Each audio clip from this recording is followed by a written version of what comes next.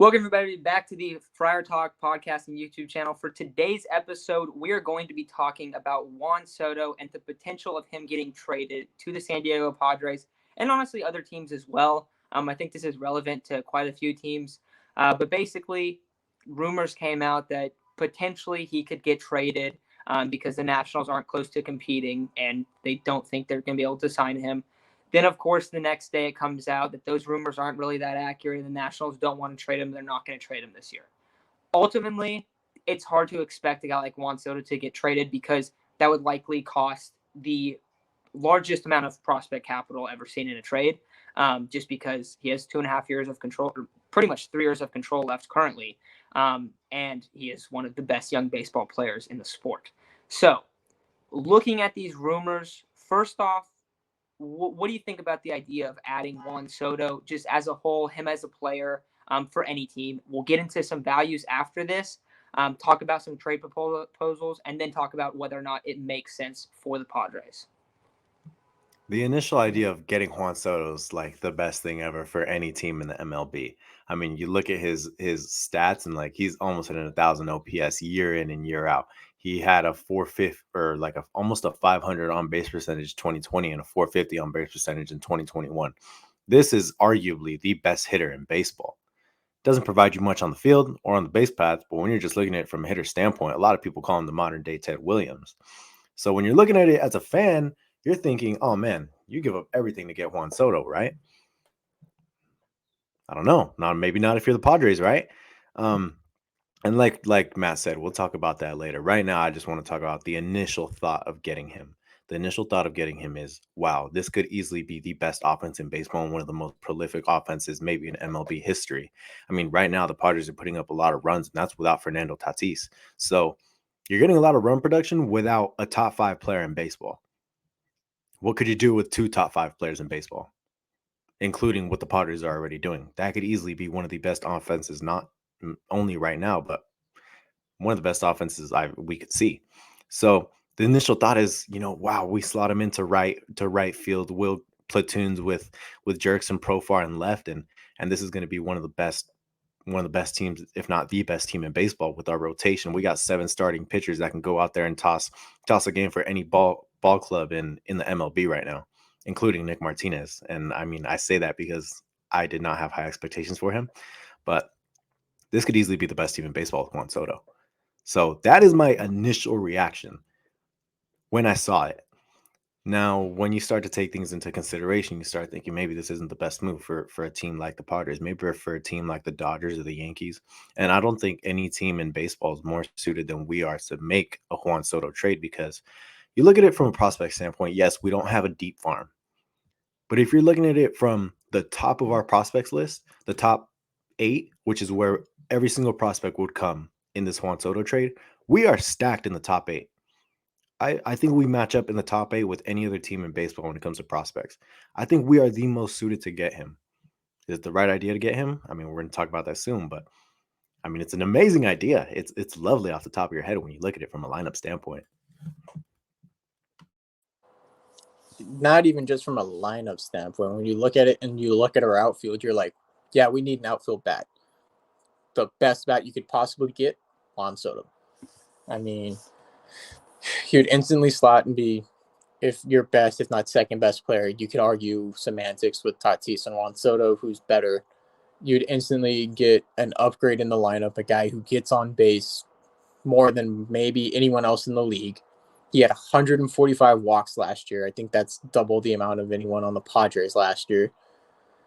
He can hit for power. He hits for contact. He hits for average. He does everything well. He's an average fielder. He doesn't really get you anything on the base path, but we have a ton of guys who can run. We have Tatis, you have Cronenworth, Profar, Grisham, Myers.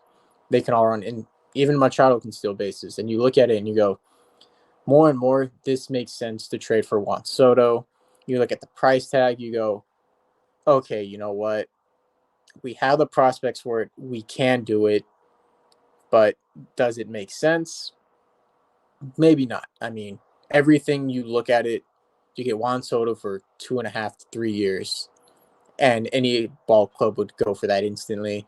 You may have a chance to sign him. He probably going to get the most expensive contract in the MLB history, probably topping Mike Trout's. Not sure. It is Scott Boras, so we'll see. It's really hard to tell. And you just keep looking at going over these facts. You're like, you'd have to give up a lot. You'd have to extend him to make it worth it, because 3 years of Juan Soto is great, but realistically, he's a franchise player.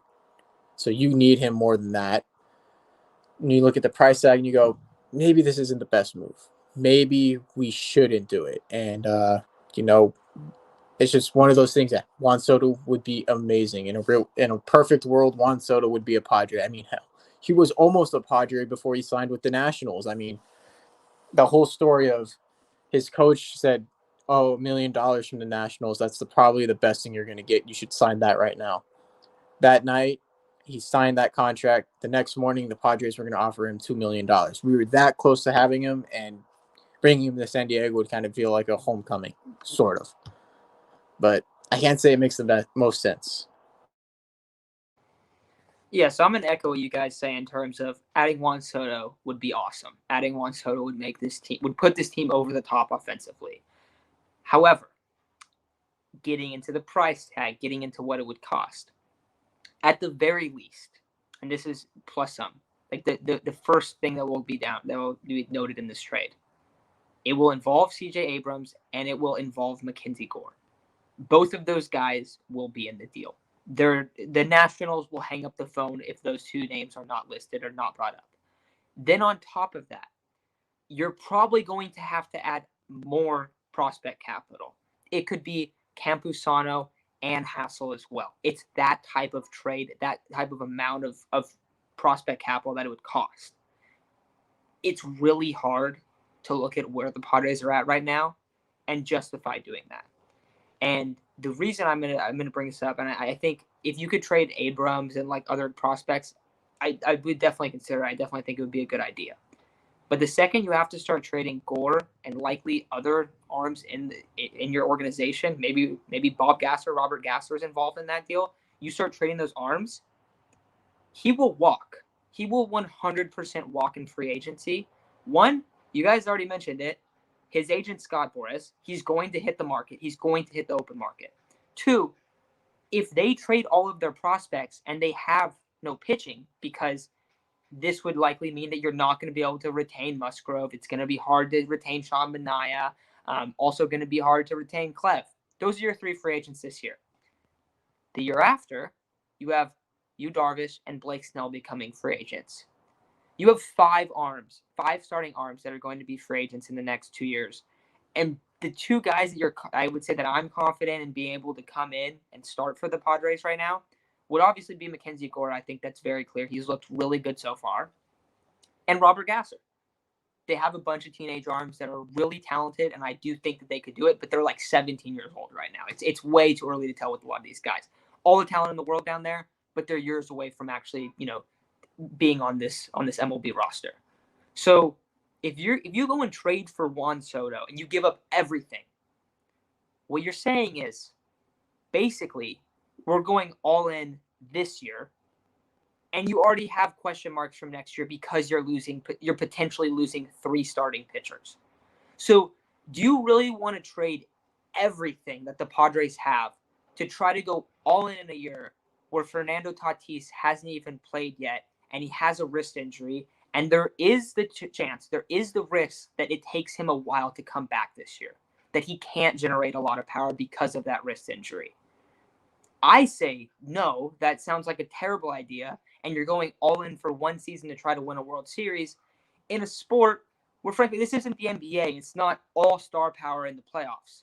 We see it all the time. The teams that win, it's about getting in and trying to win. It's not about having the best roster.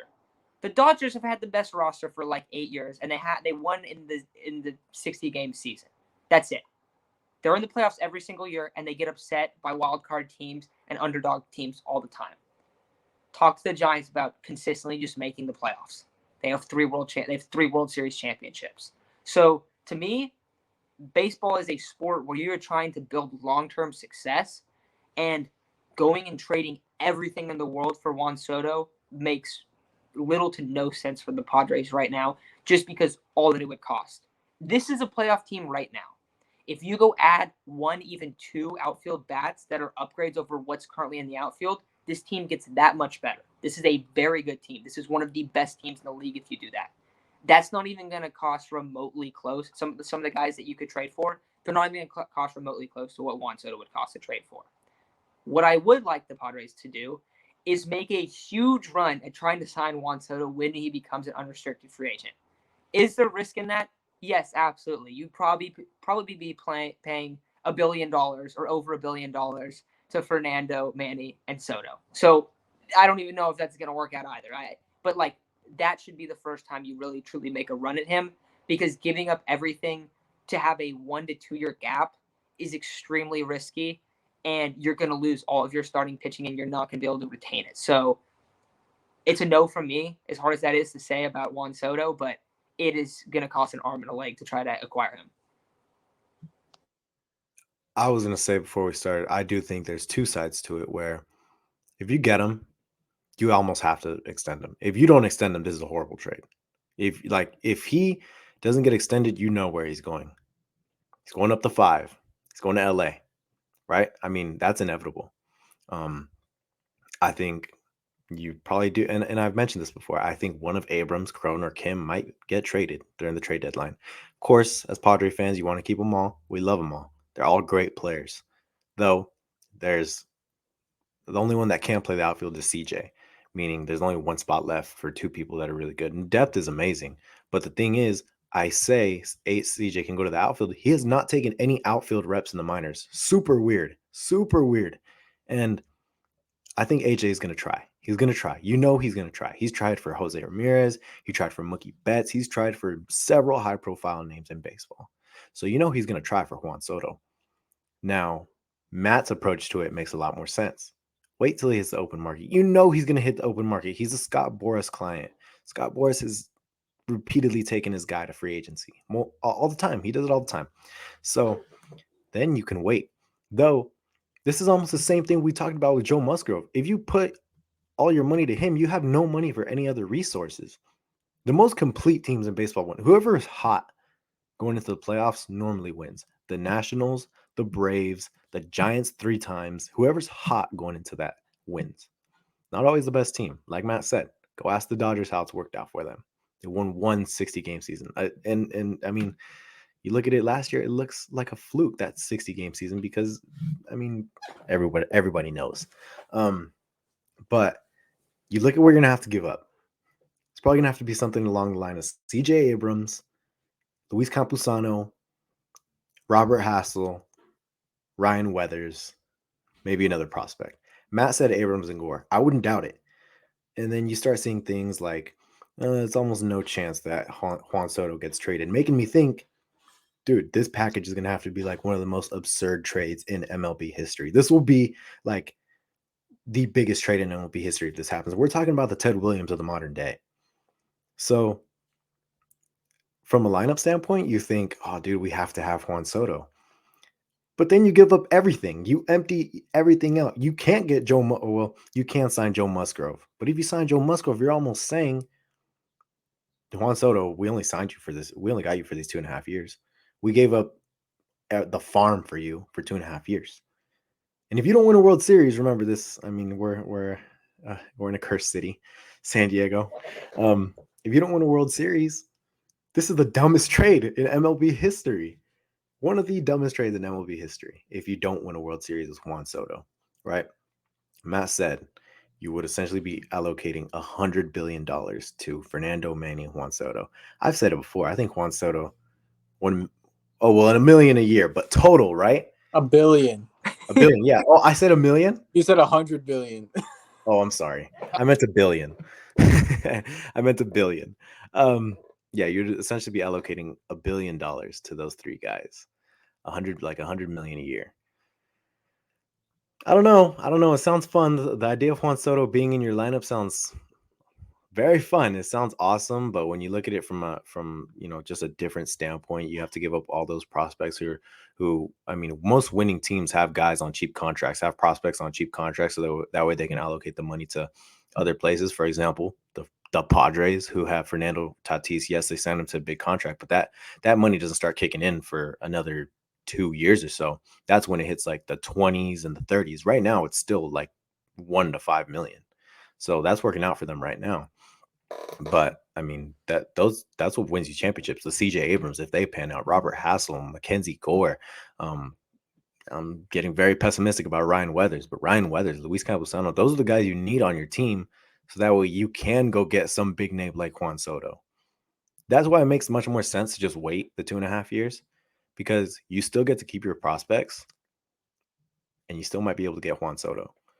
But then you don't have any pitching. So I don't know, man. I don't know how much sense it makes. I've said it before, even with Joe Musgrove, it's hard to re-sign him. But yeah, so I mean, let's see how it works out. I can almost guarantee we won't keep Juan Soto if we trade for him. Not only that, I know we've talked about the pitching aspect of it. You'd have to give up Abrams and Gore. So you get Juan Soto, right? You give up Abrams, Gore. Let's say you give up Weathers and maybe Gaster, if not one or the other for Gaster and Weathers. So realistically, you get Juan Soto. You lose 3 pitchers next year, 4 technically because you got rid of Gore. So you'd have Darvish, Snell, and Martinez, and then no 4 and 5. Realistically, to make it worth it, you have to extend Soto. So therefore, you're spending $100 million a year on 3 players. Realistically, you don't have any money to spend on pitching. You don't really have any pitching prospects to come up and fill those roles. You don't have any money to go spend on those pitchers that hit the free market, really. So you're really relying on Darvish, Martinez, and Snell to be top end guys and get 2, maybe 3 guys super cheap. Hope a couple prospects pan out. Maybe Reggie Lawson gets over his injury bug, or maybe Weathers fixes himself. But if Weathers fixes himself, he's probably going to be in the trade. So you hope that Gasser comes up and does well. Maybe Pedro Avila, but then you're really banking on, okay, these prospects really need to pan out, because if not, we have 3 starting pitchers. And after that, after 2 years, 2 of those guys aren't even going to be there. So then you just have Martinez and then either prospects or the guys that you get at the bottom of free agency. So that means, yeah, you have Soto, Machado, and Tatis, but at what cost? You don't have a rotation in 3 years. You gave up your ace of the future. You gave up, your other 2 top outfield prospects. You give up your top catching prospect. You give up Abrams. You don't have a team. And you don't have money to go spend on that team that you need to replace. Yeah, maybe you could do it in the international draft, but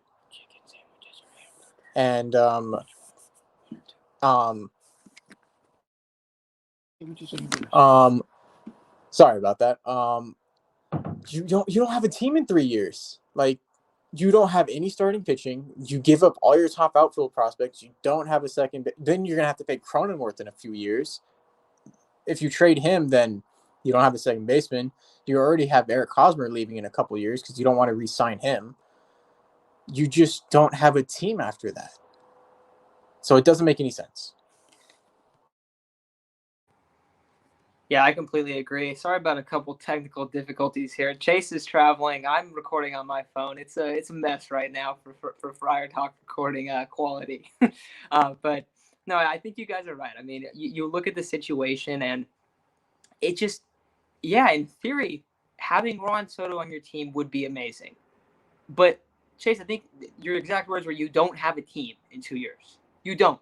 You got 3 guys and you have no rotation.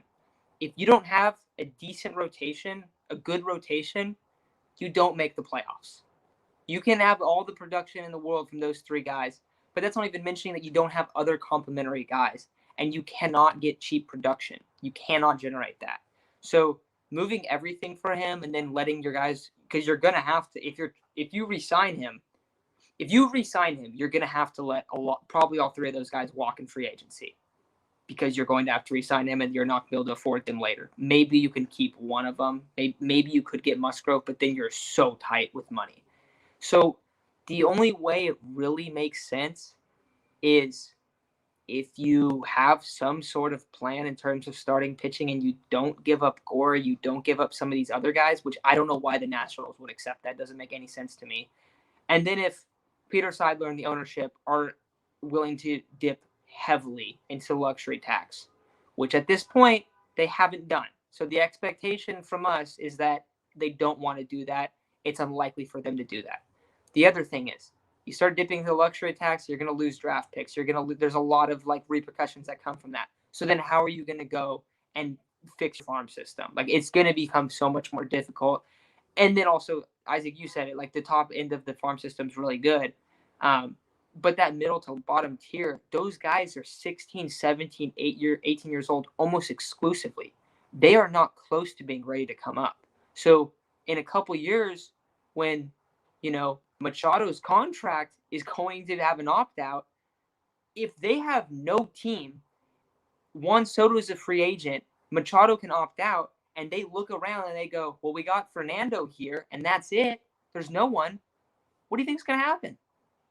That's the easiest way to get Machado to opt out because there's no one here. And then you see Scott Boras Klein and Juan Soto go to free agency and make get a $500 million deal. And then what happens with Tatis after that? It's just the easiest way to make this whole thing completely implode. So I really hope they don't go after him. And it's so weird to say, but it's going to cost everything. And the Padres are going to have all of their resources in 3 players. When right now, this is a team that can make a run. This is a team that has a rotation that can make a run.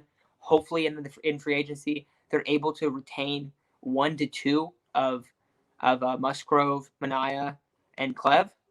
And then maybe whoever they don't retain, they can go and they can sign a lower starter, try to have somebody come up into the system. But it just puts you in such a tough spot. So I agree. I think this is a move that the Padres should ultimately not make. But let us know what you think in the comments. If you think that they should go all in for 2 years, yeah, go ahead. If you guys think that we're being too harsh of what their flexibility would look like, I'll also bring that up because I think that would be a fair point if you have some reasoning behind that. But that's why I think it's going to be a no from us 3 on trying to acquire Juan Soto. But ultimately, I think he won't even get traded because it's hard to trade a guy like Juan Soto away. So I think that's going to do it, though.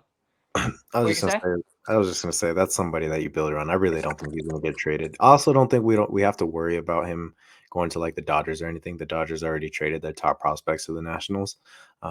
So I mean, there's nothing to worry about. I think if there's a team that's set up for it, it's probably the Yankees, where they have a couple top prospects. So I think we'll be fine.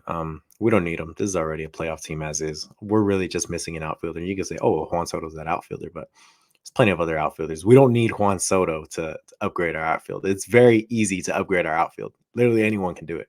So yeah, I think we'll be fine. I think we're gonna make the playoffs. This is a playoff team. We have the recipe.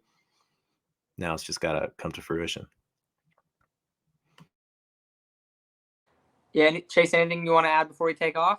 All right, I think it's gonna do it, guys. So let us know what you think in the comments. You want to go get Juan Soto? Do you think it's too much? Let us know. But that's gonna do it for today's episode. So thank you all for listening, and we'll talk to you guys tomorrow.